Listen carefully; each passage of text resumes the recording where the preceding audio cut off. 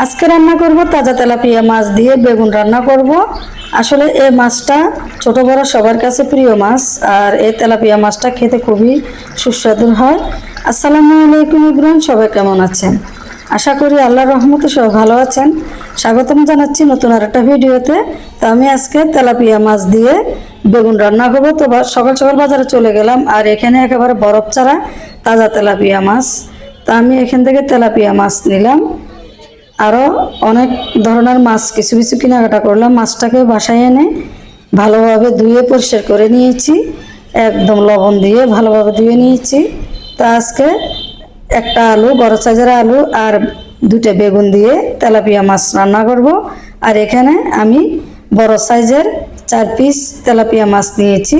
তো মাছটাকে এখন লবণ, হলুদ, মরিচ দিয়ে কিছুক্ষণ মেখে রাখবো।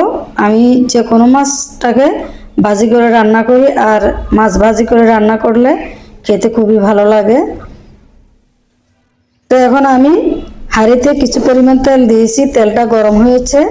তো এখন মাছের পিসগুলো আমি লাল লাল করে ভেজে নেব।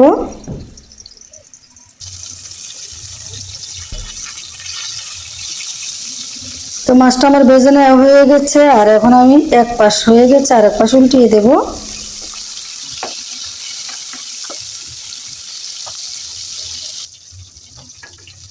একটু ভালো মতো ভাজি করে রান্না করলে খেতে খুবই ভালো লাগে। তো এখন সম্পূর্ণ মাছ ভাজা হয়ে গেছে, এখন মাছটাকে আমি তুলে ফেলবো।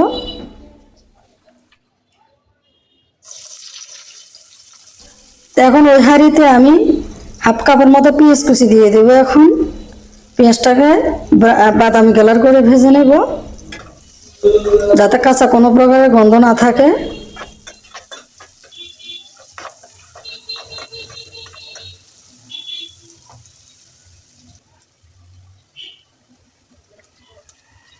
তো এখন আমি 1 চামচের মতো আমি কাঁচামরিচ পেস্ট দিয়ে দিলাম, আর হাফ চা চামচ রসুন বাটা দিয়ে দেব।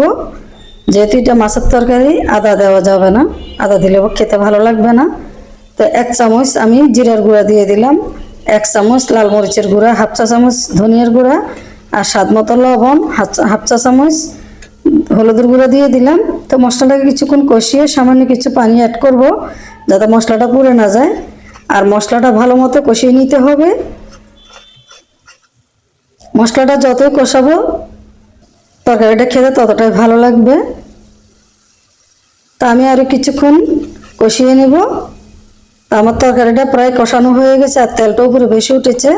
এখন আমি বেগুন আর আলুটা দিয়ে দিলাম। তো সব মশলার সাথে নেড়ে চেড়ে আমি মিশিয়ে নেব। তো কয়েক মিনিটের জন্য ঢেকে দিয়ে আমি কষিয়ে নেব। তো ভালো করে কষিয়ে নিতে হবে। তরকারিটা কষিয়ে যতই কষাবো তরকারিটা খেতে ততটাই ভালো লাগবে।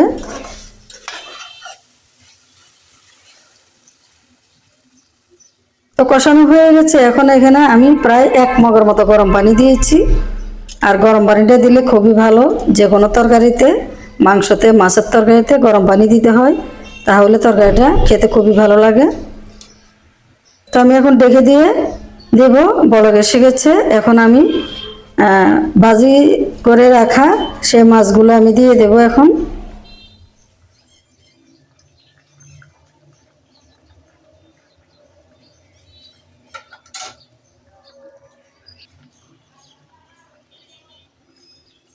তো সব মাছ দেওয়া হয়ে গেছে। এখন আমি কেটে রাখা বড় সাইজের 2টা টমেটো কেটে রেখেছি, টমেটোর পিসগুলো আমি দিয়ে দিলাম। তো নেড়ে চেড়ে সব তরকারির সাথে আমি মিশিয়ে নেব।